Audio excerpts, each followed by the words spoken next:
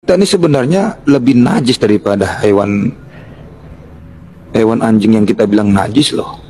Kita kemana-mana bawa kotoran kok. Masya Allah. Hidung ada tai kotoran, mata juga ada kotorannya, telinga ada kotorannya, mulut kita ada kotorannya, bahkan isi perut kita tuh banyak kotoran yang mesti kita buang setiap hari. Lebih najis mana? Hati gitu. Kita yang terutama, Pak.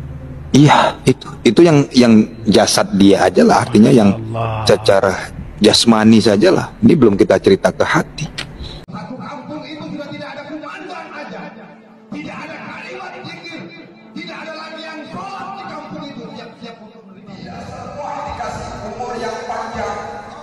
Malam hari ini Allah masih memberikan kita kesempatan itu nggak bisa diminta. Ampuni setiap kebohongan yang telah kami ucapkan. Ampuni seandainya mulut ini melukai ibu bapak kami. Ampuni jikalau dari mulut ini banyak orang yang tersakiti. Jadikan mulut ini mulut yang jauh dari berkata dusta, ya Rabb. Yang kita anggap itu binatang haram, tapi nyatanya binatang itu bisa mengawal para ulama dan masuk surga. Masya Allah. Gitu. Anjing itu loh ya, yang kita kenal sebagai hewan yang dilarang untuk memakannya, bahkan menyentuhnya pun najis kan. Iya. Tapi riwayat membuktikan bahwa ada yang hewan yang kita anggap haram, najis, kita memegang itu dimasukkan surga sama Allah, bahkan pengawal para ulama. Subhanallah. Bahkan ada riwayat-riwayat lain, ketika ada anjing yang kehausan, seorang sahabat menolong, diberikan anjing itu air minum, diselamatkan. Malah itu justru menjadi suatu kebaikan bagi manusia itu sendiri. Makanya saya, Kang, kalau ada orang mengatakan, biarin aja itu anjing haram, binatang haram, tabrak aja lah, najis. Kita ini sebenarnya lebih najis daripada hewan anjing yang kita bilang najis loh. Kita kemana-mana bawa kotoran kok. Masya Allah.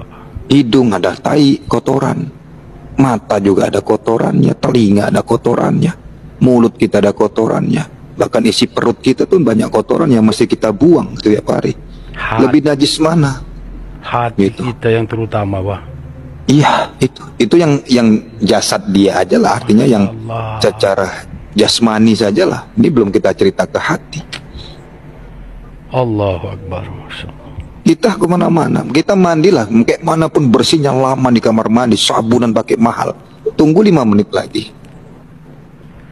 Tunggu 5 menit, 10 menit, gosok lagi kulit kita nih, tangan kita, kok nggak keluar dakinya lagi. Allahu Akbar. Jadi dari situlah kita mengajarkan bahwa jangan merasa menganggap suci sendiri. Kita ini manusia kotor, kecuali Rasulullah Shallallahu Alaihi Wasallam. Allahumma salli alaihi wasallam. Rasulullah itu memang manusia suci. Jangan merasa kita bersih, suci sendiri, yang lain itu kotor, hina, terhina. Dipandanglah kesalahan masa lalu orang lain yang dulu dia mencatatnya dia preman, pembunuh, penjina, penjudi, perampok. Itu kan masa lalu dia. Sekarang dia mau hijrah. Dan walaupun dia tuh masih perampok juga, kita nggak bisa membenci dia kok. Masih ada sisi baiknya, gitu loh. Mengajarkan kita tuh bahwa pandangan kita tuh jangan selalu menghina orang, menganggap diri kita paling suci sendiri, gitu. Inilah, itu belum lagi masalah hati. Masih jasmani saja kita sudah selalu membawa kotoran. Masya Allah. Apalagi hati, cerita hati kita bobrok kali kita nih, Kang. Kalau pun dibongkar, bobrok kali kita ini. Tapi dengan itu makanya doa kita ini, andai sajalah kalau Allah mau membuka setiap kita nih aib kita ini, gak ada yang mau dekat, Kang. La ilaha illallah. Gak ada yang mau dekat sama kita nih, saking baunya aib kita tuh, dosa kita itu. Subhanallah. Kita dihormati, masih dihargai, masih dipanggil ketua, siap bos, atau masih dipanggil, masih mencium Banyak orang mencium tangan kita, misalnya kita dianggap orang yang berilmu, sebagai ulama. Karena Allah masih menutup aib kita. Jangan bangga kalau banyak orang yang menghargai. Jangan bangga kalau tangan kita banyak yang nyium. Jangan bangga kalau kita masih dikawal orang. Karena masih ditutupnya aib kita ini. Mungkin lebih busuk daripada bangkai anjing itu tadi. Subhanallah. Gitu. Alhamdulillah. Makanya saya selalu mengajarkan pada diri, mengingatkan diri saya, Kang, dan untuk teman-teman ya. Macam tadi kan baru juga sebelum ini, kalau kita udahlah, jangan dendam sama orang yang menghina kita, yang selalu memfitnah kita. Doakan aja yang baik-baik. Mungkin kita pernah memfitnah orang, mungkin kita pernah menggibah orang, mungkin kita pernah mencaci maki orang, mungkin kita pernah menyakiti hati orang. Kalau hari ini orang mencaci maki kita, ya itu memang sunatullah. Itu udah sunatullah. Jangan dibalas juga, kapan selesainya? Serigala mengaung ataupun kita dingamuk sama harimau ngaung. Masa kita mau ngaung juga, kapan selesainya? Kita nih loh yang mengaku umatnya Nabi Muhammad SAW, yang katanya kita cinta kepada beliau.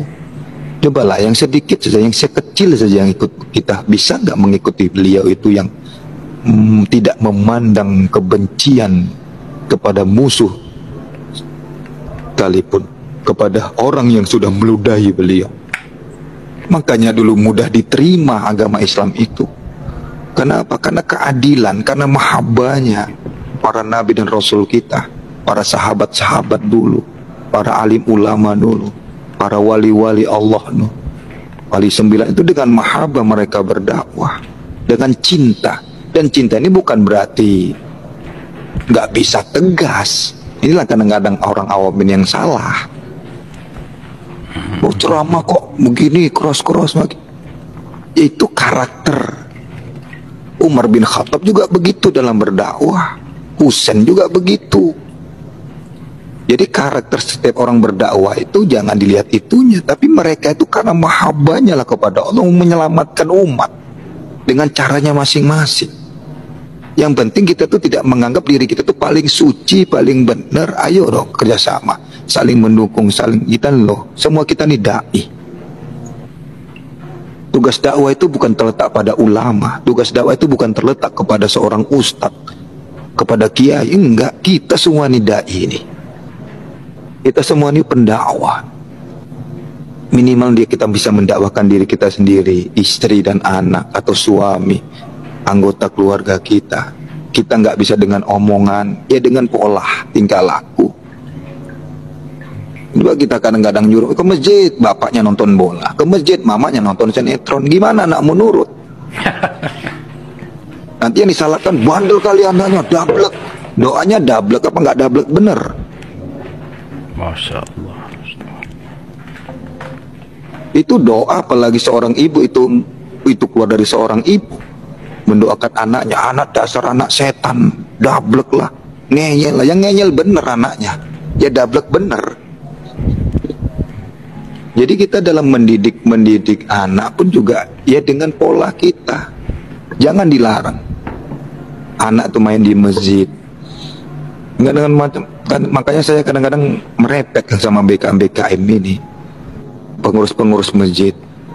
Anak ribut, Itu pentingnya ilmu, Baya. iya, jangan anak-anak tuh dimarahi, dipendelii, diancam ketika mau masih di masjid.